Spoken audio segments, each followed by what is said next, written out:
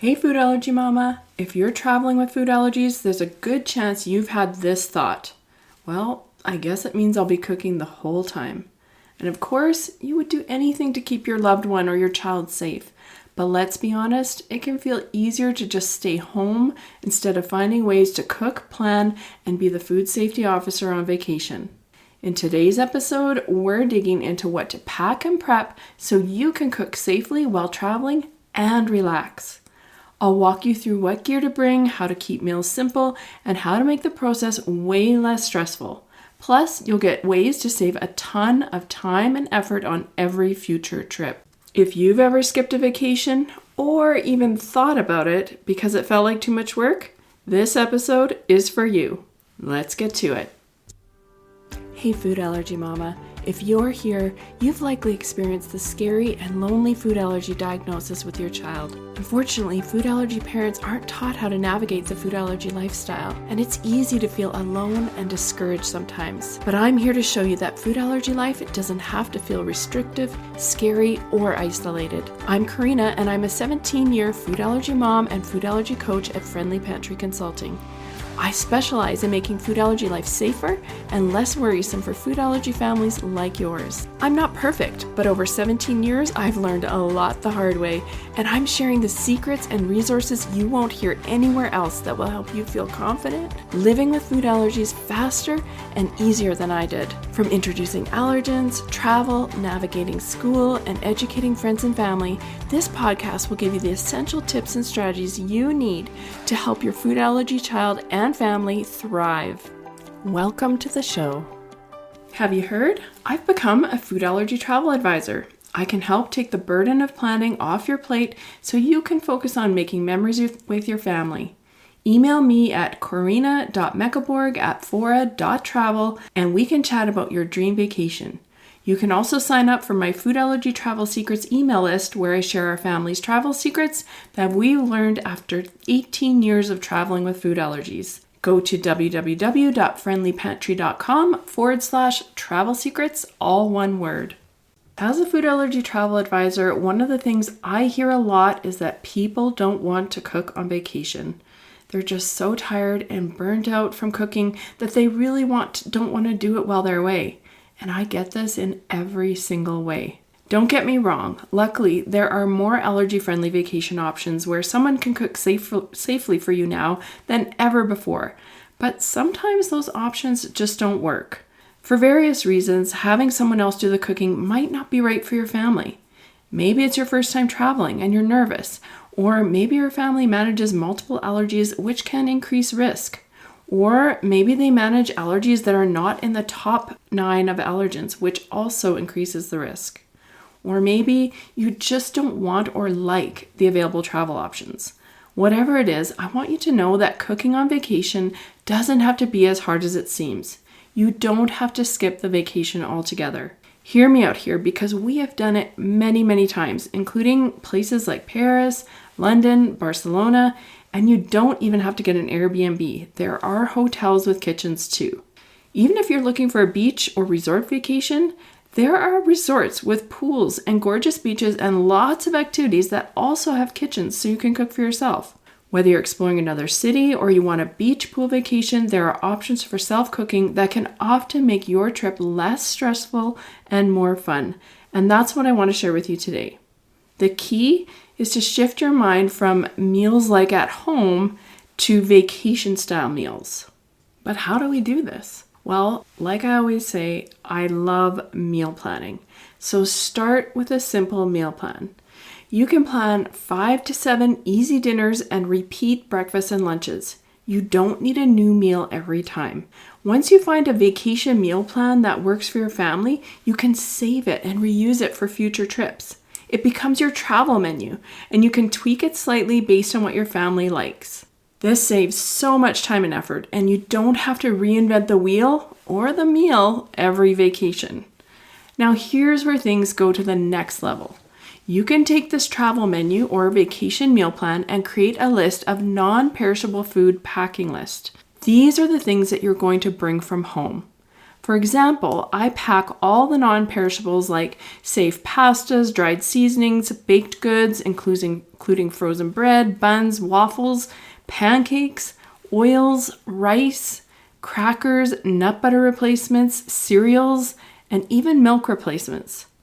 I use the meal plan to decide what I need, and then I pack these things strategically, meaning I put as many things in a carry-on as I can so that we still have them if our baggage gets lost.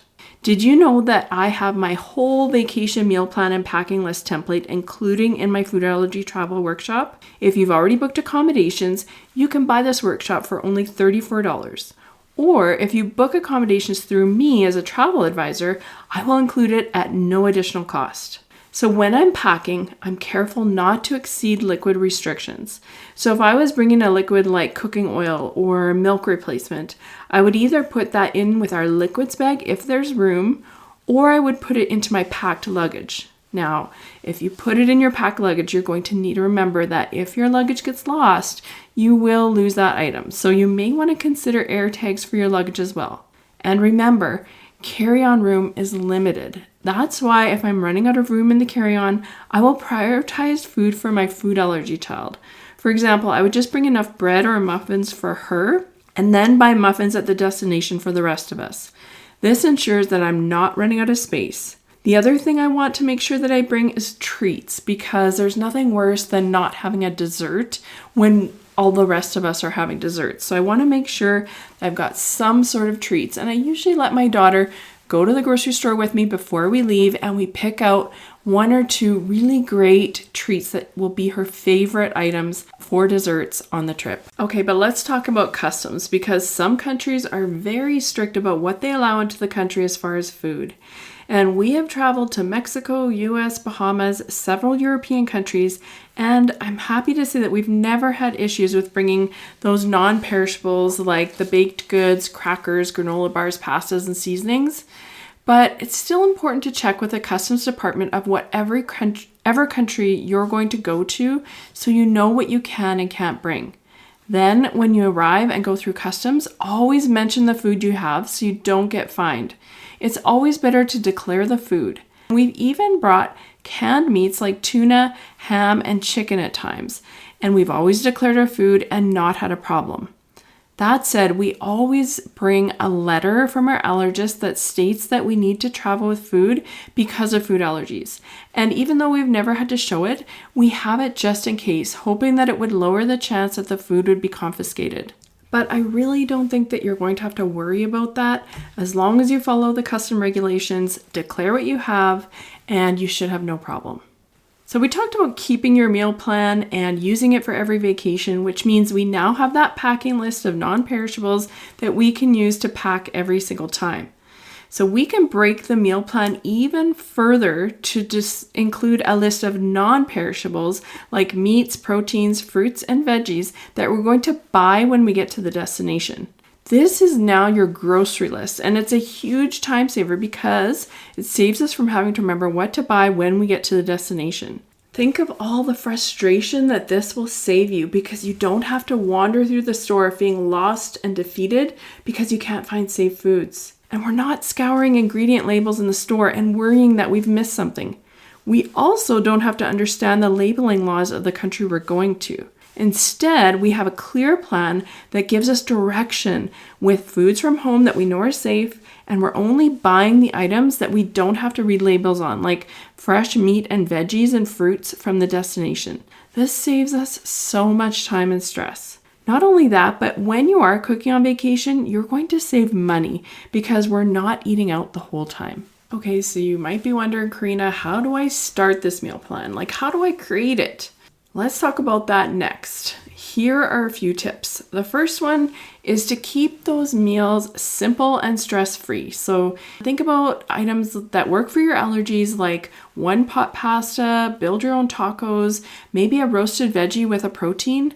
Now, we really love those roasted veggies like potatoes, broccoli, or cauliflower, and grilled chicken, fish, or steak. You can just add a safe oil and a little bit of that seasoning from home, and you can bake or grill it. It's simple and delicious. And often we like to book a resort with communal barbecues. So we'll bring some foil and a barbecue mat to reduce the chance of cross contact from the grill. You can get these mats on Amazon, and I've even seen them at Costco too. Or if you can't find that, you can also create like a little foil packet where you fold all the food inside the pack and you can just like flip it over when you're cooking. It's okay if the meals are basic, as long as they're safe and satisfying. This isn't necessarily the time to test new recipes unless you want to. Another tip is to prep things ahead of time. So what I do is I freeze baked goods like muffins, pancakes, and cookies, and this is going to save me time and brain power when I arrive. So if you're flying, you can pack those items actually frozen inside a Ziploc container in the carry-on so that they don't get squished, and then when you arrive, they're going to be defrosted. You can then use them right away or refreeze them at your destination if you don't think you'll use them like right within the next few days. This is like sending your future self a care package, and I know you're going to find it really helpful. The next tip is to not bring the whole kitchen. Now, I have heard about people bringing mini appliances from kettles to Instant Pots to toasters, and while this may make you feel better, it's not necessary. If there's a small appliance that you just cannot live without, fine. But I think it's going to be much easier to focus on baking, frying, and boiling and barbecuing with the tools that you find at the destination. So yes, you'll want to bring some cross-contact tools like a barbecue mat and the foil that I talked about earlier, or other handy items like clean dishcloths and sponges, plastic cooking utensils, wipes, and an allergy-safe cutting board. Other than that, we usually just wash all the cooking pots, pans, dishes, and utensils in the dishwasher or hand wash them right when we arrive.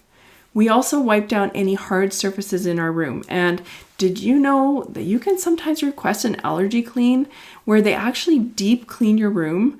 I had no idea about this for a long time, but if I can, I will ask for this when possible. The next tip is to remember that repetition is your friend. This is because kids thrive on predictability. If your family loves the same allergy-friendly breakfast or snack plate every day, roll with it. Familiar meals means less decision fatigue, and that means less mental load for you. Also, you can make it a part of the fun. Visit a farmer's market or have a picnic or lunch on the beach or at a scenic spot, and this can all be part of the travel experience. It's not about perfection, it's about keeping everyone safe and making memories. So yes, when you're managing food allergies, vacations might look a little different. You might be packing a carry-on of food or planning a few simple meals, but that doesn't mean that you can't truly relax. With the right prep, cooking on vacation doesn't have to be overwhelming. It can give you the freedom to enjoy your trip with more confidence, more calm, and fewer last-minute food decisions, because you deserve a break too. Want to have my food allergy travel expertise on your side so you don't have to figure out your vacation on your own? I'd love to help you create a trip that feels safe, doable, and fun. You don't have to do it all yourself. Let's make your next trip feel like a real vacation. Send me a DM on Instagram at Friendly Pantry or email me at karina.meckelborg@fora.travel to chat about your next vacation. If this episode helped you feel better about cooking on vacation, please share this with someone who might be planning a trip soon, or let me know by leaving a 5-star review. Thanks for listening, and bye for now. Before you go, Mama, if you love this episode and want deeper support, head over to friendlypantry.com to see how we can partner together to keep your food allergy child safer and worry less. There's no need for wasting time searching all over Instagram, TikTok, and the web to get the practical knowledge you need for your family. While you're there, grab your free Food Allergy Kids Empowerment Guide or the newly diagnosed checklist today. Topics are not medical advice and are the opinions, views, and property of Friendly Pantry Consulting Incorporated. All rights reserved. Always contact your board-certified allergist immunologist for health advice.